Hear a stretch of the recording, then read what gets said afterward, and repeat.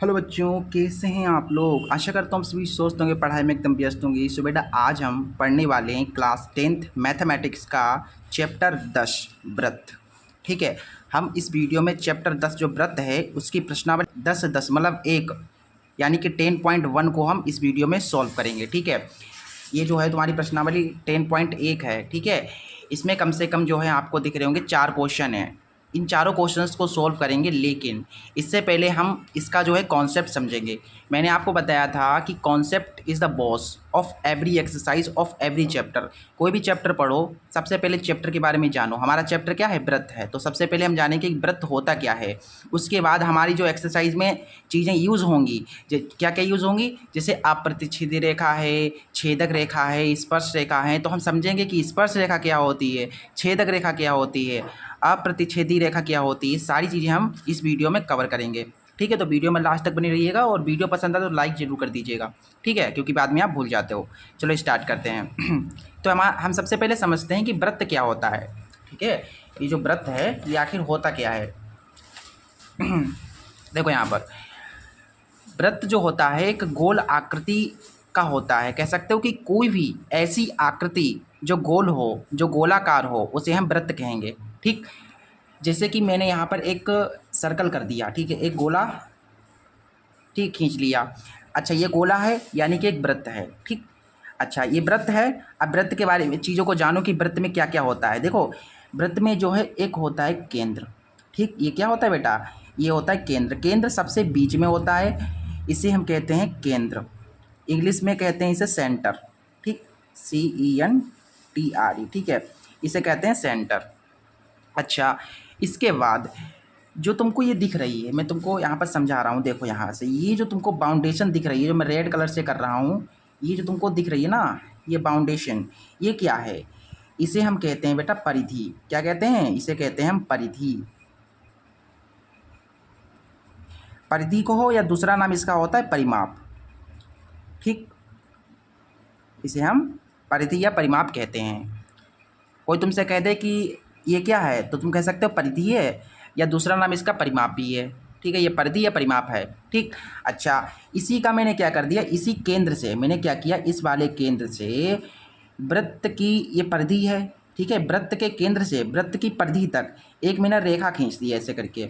तो ये जो रेखा है तुम्हारी, इसे क्या कहेंगे हम? इसे कहेंगे बेटा त्रिज्या। क्या कहेंगे इसे हम? इसे कहेंगे त्रिज्या। इसे इंग्लिश में कहते हैं रेडियस। इसे हम बेटा आर से प्रदर्शित करेंगे हम। ठीक, इतनी चीज़ें आप समझ गए। ठीक है, इसके बाद थोड़ी चीज़ें और जान लो। जैसे तुम्हारे पास एक वृत्त मैंने खींच दिया। ठीक है, ये वृत्त मैंने खींच दिया। इस वृत्त का तुमको ये पता है केंद्र है, और ये तुमको पता है त्रिज्या है। लेकिन मैंने क्या किया, ये जो त्रिज्या है इसको यहाँ से बढ़ा दिया, यानी कि एक पूरी की पूरी रेखा कर दी। तो देखो, एक वृत्त का एक बिंदु है, ठीक है, और दूसरा एक बिंदु है, यानी कि एक बिंदु से दूसरे बिंदु तक एक रेखा जा रही है। जो रेखा जा रही है बेटा, वो कहाँ से जा रही है? केंद्र से जा रही है। अच्छा, कभी ऐसी रेखा अगर आपको दिखती है वृत्त में, तो हम इस पूरी रेखा को कहेंगे व्यास। क्या कहेंगे? व्यास कहेंगे। इसे इंग्लिश में कहते हैं डायमीटर। DIAMETER। ठीक है, डायमीटर है ये बेटा। इसे हम डी से प्रदर्शित करते हैं। ठीक है, स्मॉल डी से, इसे हम डी से प्रदर्शित करते हैं। ठीक है, व्यास भी समझ में आ गया।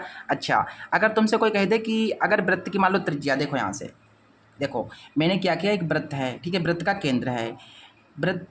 ठीक है, एक वृत्त की जो त्रिज्या है वो मैंने तुमसे कह दिया कि 5 है। ठीक, 5 सेंटीमीटर है। तो हमें इसका व्यास बताओ क्या होगा।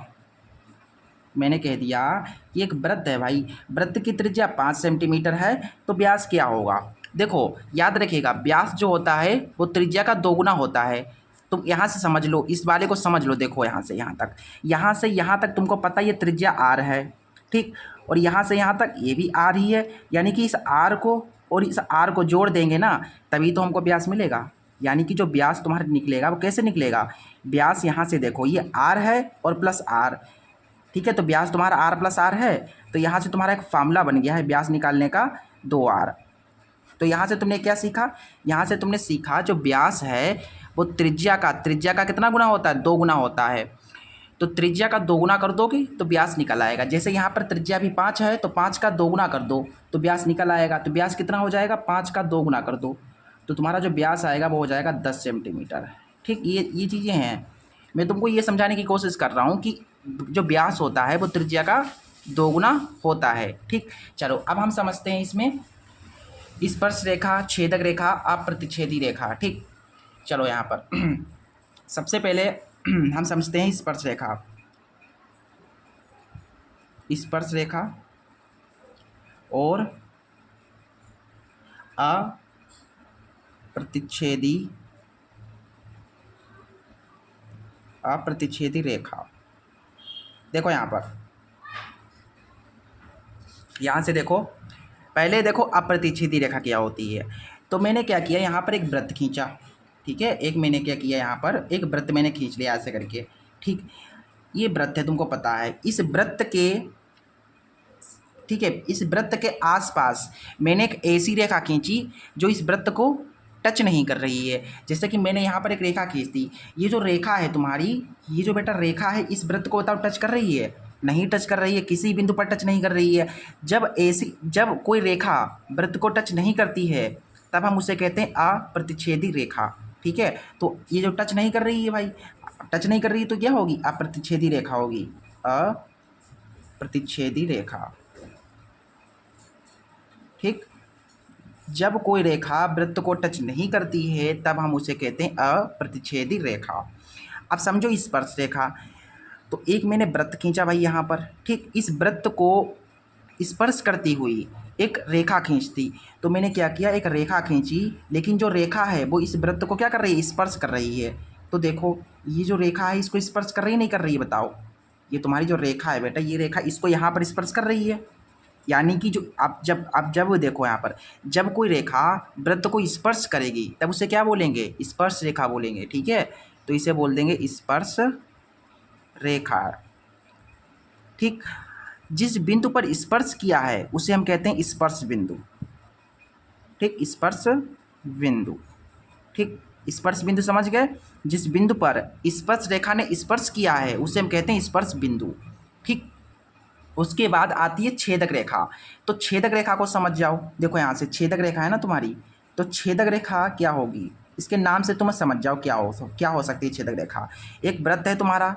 ठीक, इस वृत्त को चीरती हुई एक रेखा मैंने खींच दी। देखो ये जो रेखा है, ये जो तुम्हारी रेखा है, इस वृत्त को क्या कर रही है? चीर रही है, छेद रही है। कहाँ कहाँ पर छेद रही है? कि यहाँ पर छेद दिया इसने और एक यहाँ पर छेद दिया। अब भाई देखो, जब कोई रेखा वृत्त को चीरती हुई निकलती है तब उसे हम कहते हैं छेदक रेखा। क्या कहते हैं? छेदक रेखा कहते हैं। ठीक है, छेदक रेखा याद रखिएगा, छेदक रेखा जो है कभी भी वृत्त के केंद्र से नहीं गुजरती है। अगर वृत्त के केंद्र से गुजर जाएगी तब उसे हम छेदक रेखा नहीं कहेंगे, नोट करके लिख लो। ठीक, चलो अब इसके बाद हम समझते हैं कुछ चीज़ें हैं। ठीक है, कुछ पॉइंट्स को समझेंगे और फिर हम प्रश्नावली को स्टार्ट करेंगे। ठीक, मैंने तुमसे कह दिया, मैंने तुमसे क्वेश्चन पूछा कि क्या बताओ, मुझे बताओ कि एक वृत्त है। ठीक, एक वृत्त है तो उसकी कितनी स्पर्श रेखाएं हो सकती हैं? जैसे ये वृत्त है तुम्हारा, इससे तुम कितनी स्पर्श रेखाएं खींच सकते हो? तो तुम कहोगे कि सर एक तो मैं ऐसे खींच दूंगा, दूसरी में ऐसे खींच दूंगा, तीसरी में ऐसे स्पर्श रेखा खींच दूंगा, फिर ऐसे खींच दूंगा, फिर ऐसे खींच दूंगा, फिर ऐसे खींच दूंगा, फिर ऐसे खींच दूंगा, फिर यहाँ पर मिल जाएगा मुझे ऐसे करके। तो बताओ कितनी स्पर्श रेखा खींचोगे? बहुत, अनंत। यानी कि एक वृत्त की कितनी स्पर्श रेखाएं हो सकती? अनंत स्पर्श रेखाएं हो सकती हैं। तो ऐसे लिख दो कि अनंत स्पर्श रेखाएं होती हैं। ठीक, एक वृत्त की कितनी स्पर्श रेखाएं होती हैं? अनंत स्पर्श रेखाएं होती हैं। ठीक है, तो ऐसे समझ गए। ठीक है, इस चीज़ को समझ गए। चलो अब हम प्रश्नावली को बेटा स्टार्ट करते हैं। ये जो प्रश्नावली है तुम्हारी, इसको हम स्टार्ट करते हैं। हाँ,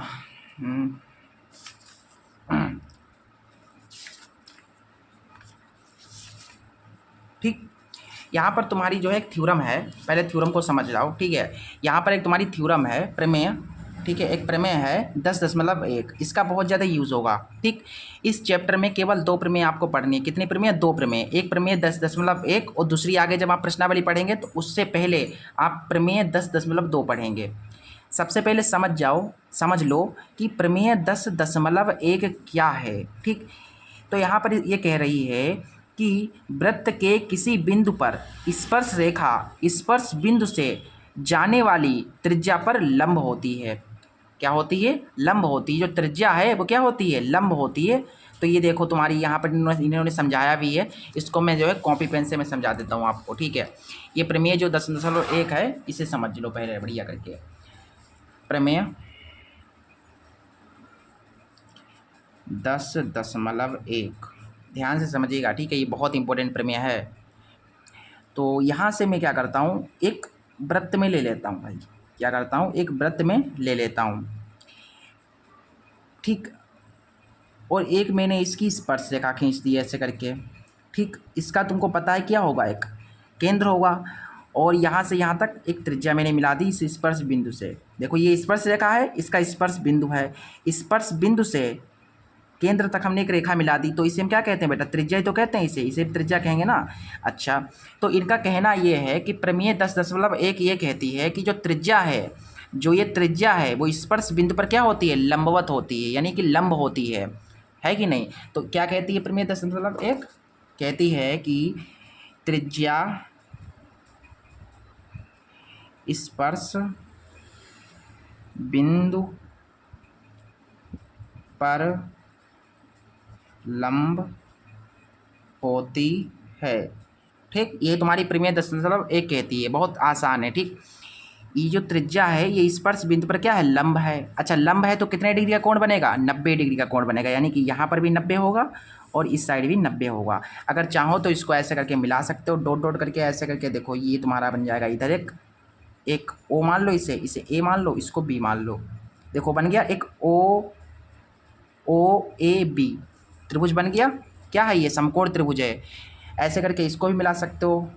तो ये तुम्हारी प्रमेय 10.1 कहती है, ठीक। प्रमेय 10.1 क्या कहती है? कहती है कि वृत्त की त्रिज्या स्पर्श बिंदु पर लंब होती है। ये त्रिज्या है, ये स्पर्श बिंदु है, इसके ऊपर लंब है। लंब है तो 90 डिग्री का कोण बनेगा, इस साइड भी और इस साइड भी। चलो अब हम प्रश्नावली को स्टार्ट करते हैं। प्रश्नावली 10.1, प्रश्नावली 10.1, ठीक। यहाँ पर ये प्रश्नावली है तुम्हारी।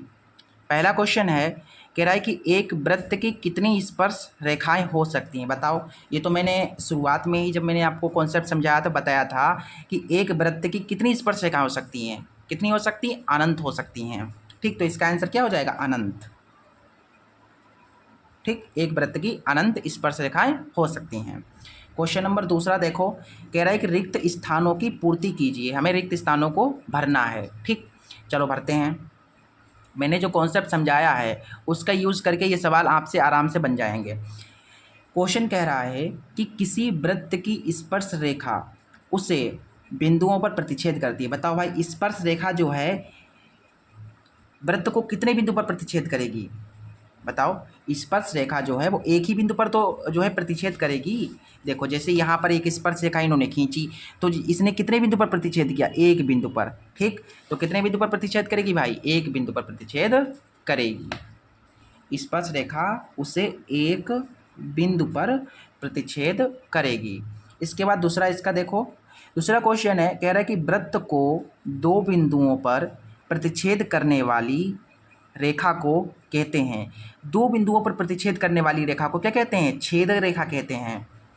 कहते हैं नहीं कहते हैं? बताओ भाई। मैंने तुमको अभी समझाया था कि एक तुम्हारा वृत्त है, एक केंद्र है, इसको दो बिंदु पर प्रतिच्छेद करी एक रेखा ने, एक यहाँ पर और एक यहाँ पर, तो इसे क्या कहेंगे? इसे हम कहेंगे छेदक रेखा, ठीक। तो इसे हम यहाँ पर लिख देंगे भाई, क्या कहते हैं बेटा? छेदक रेखा, छेदक रेखा, ठीक।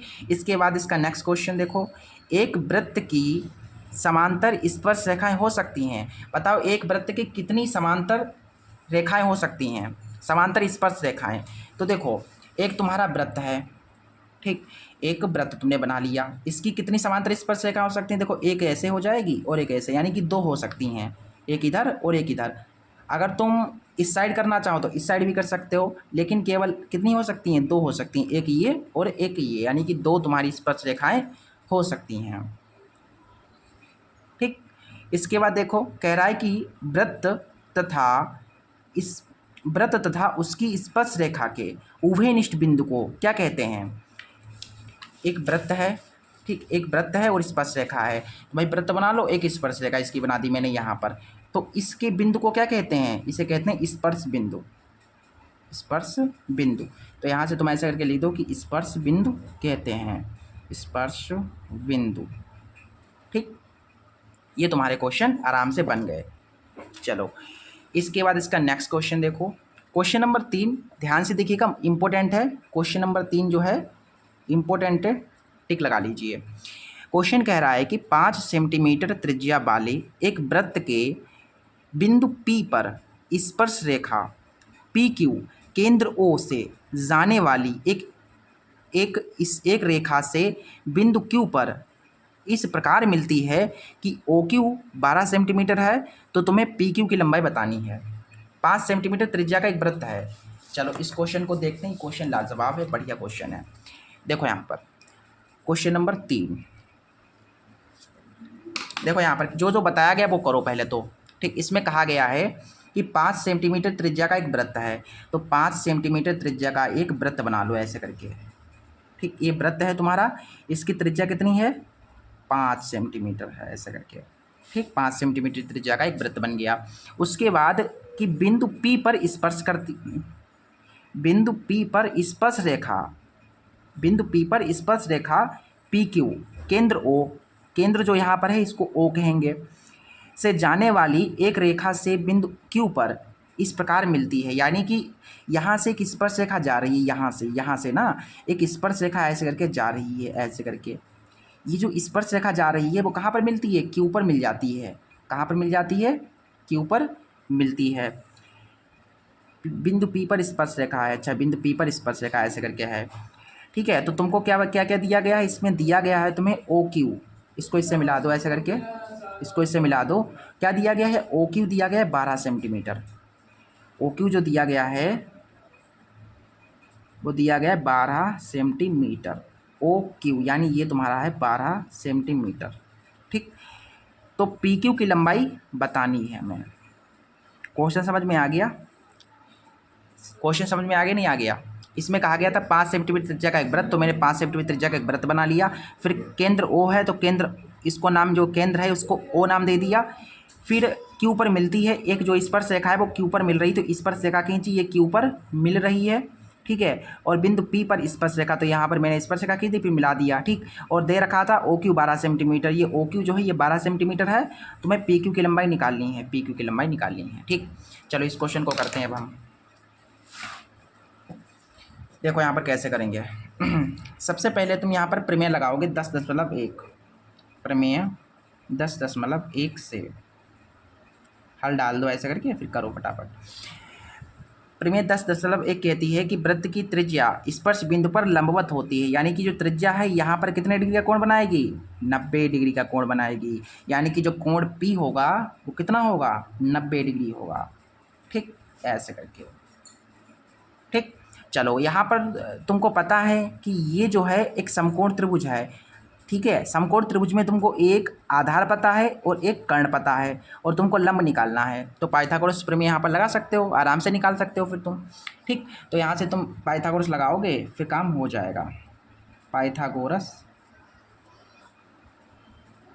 प्रमेय से, पाइथागोरस प्रमेय कहती है कि कर्ण स्क्वायर, कर्ण तुम्हारा 12 है तो 12 का स्क्वायर। देखो मुझे कैसे पता चला कि कर्ण 12 है, तो मैंने देखा 90 डिग्री के सामने वाला, 90 डिग्री के सामने वाला कर्ण होता है, तो 90 डिग्री के सामने ये है तो ये कर्ण होगा, ठीक। कर्ण स्क्वायर बराबर लंब स्क्वायर, लंब तुम्हारा कितना है, लंब तुम्हारा 5 है, तो 5 का स्क्वायर प्लस आधार स्क्वायर, आधार तुम्हारा PQ है,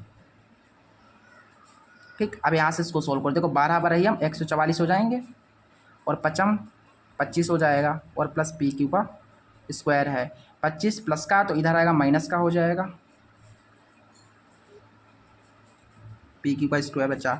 144 से 25 चले गए तो कितने बचे, 119, 119 ही तो बचे, 119 बचे ना तुम्हारे, ठीक। और इधर तुम्हारा PQ का स्क्वायर, स्क्वायर हटा लोगे तो इधर रूट चढ़ जाएगा, तो तुम्हारा जो PQ आ गया वो आ गया इतना, सेमी, ठीक। ये आ गया तुम्हारा अंडर रूट में 119 सेमी। तो इसका जो ऑप्शन डी है वो बिल्कुल करेक्ट है, ऑप्शन डी करेक्ट होगा। ठीक, पाइथागोरस पे मैं लगा दी, फिर सॉल्व कर दिया, आंसर आ गया। इसके बाद इसका क्वेश्चन नंबर 4 देखो। क्वेश्चन नंबर 4 कह रहा है कि एक वृत्त खींचिए, ठीक, और एक दी गई रेखा के समांतर दो रेखाएं खींचिए, ठीक है, कि उनमें से एक स्पर्श रेखा हो और दूसरी छेदक रेखा हो। अच्छी बात है भाई। यहाँ पर तुमको क्या करना है, एक वृत्त खींचना है और एक दी गई रेखा, यानी एक रेखा अपने तरफ से खींचनी है। चलो देखो यहाँ पर क्वेश्चन नंबर 4 है ना तुम्हारा, इसमें कुछ नहीं, आकृति बनानी है केवल। ठीक, क्वेश्चन नंबर 4, पहले क्या करना है, एक वृत्त खींचना है। ठीक, तो यहाँ पर मैंने क्या कर दिया, एक वृत्त ऐसे करके खींच दिया। ठीक, ये वृत्त है तुम्हारा, एक दी गई रेखा, तो इसके मान लेता हूँ कोई एक रेखा दी गई है। ठीक, ये मान लेता हूँ ये कैसे रेखा, ये दी गई रेखा है तुम्हारी। ये कौन सी है, ये दी गई रेखा। ठीक, दी गई रेखा, एक दी गई रेखा है। ठीक भाई, कहा गया है कि दी गई रेखा के समांतर, इसी के समांतर दो ऐसी रेखाएं खींचिए जिनमें से एक स्पर्श रेखा और एक छेदक रेखा। तो इसी के समांतर आपको दो रेखाएं खींचनी हैं। तो इसके समांतर खींची दी मैंने एक ऐसे रेखा, बताया गया जो दो रेखाएं हैं उसमें से उन दो, जैसे कि आप समझो बात को, ये तुम्हारी दी गई रेखा है, इस दी गई रेखा के समांतर आपको खींचनी है दो रेखाएं। कितने खींचनी है, दो रेखाएं खींचनी है। लेकिन जो दो रेखाएं खींचनी हैं उनमें से एक स्पर्श रेखा हो और दूसरी छेदक रेखा हो। तो इसमें से मैंने क्या किया, एक रेखा खींची जो स्पर्श कर रही है। तो ये कौन सी रेखा है तुम्हारी, स्पर्श रेखा है। ठीक, स्पर्श रेखा। उसके बाद एक छेदक रेखा हो, तो इसी के समांतर मैंने एक ऐसे रेखा की थी, तो ये हुआ तुम्हारा छेदक रेखा, छेदक रेखा। ठीक, ये तुम्हारा क्वेश्चन भी आराम से बन गया। ठीक, क्वेश्चन नंबर 4 भी कंप्लीट हो गया। इसके बाद इसकी जो प्रश्नावली 10.2 है उसको भी हम अगले वीडियो में सॉल्व करेंगे। प्रश्नावली 10.2 के जितने भी क्वेश्चन हैं उन सभी को हम उदाहरण के साथ समझेंगे। ठीक है, और साथ ही साथ जो प्रमेय 10.2 है, प्रमेय 10.2 है, उसको हम प्रूफ भी कराएंगे और बताएंगे आपको कि प्रमेय 10.2 क्या है। ठीक, अगर आप चाहते हैं कि प्रमेय 10.1 है, ये प्रमेय जो 10.1 है इसको मैं प्रूफ भी कराऊँ, तो आपको कमेंट करना पड़ेगा प्रूफ प्रमेय 10.1, मैं इसको प्रूफ भी करा दूंगा। ठीक, मैंने समझा तो दी है ना प्रमेय 10.1, बस इतना ही। ठीक है, इस वीडियो में इतना ही, मिलते हैं अगले वीडियो में, तब तक के लिए नमस्ते।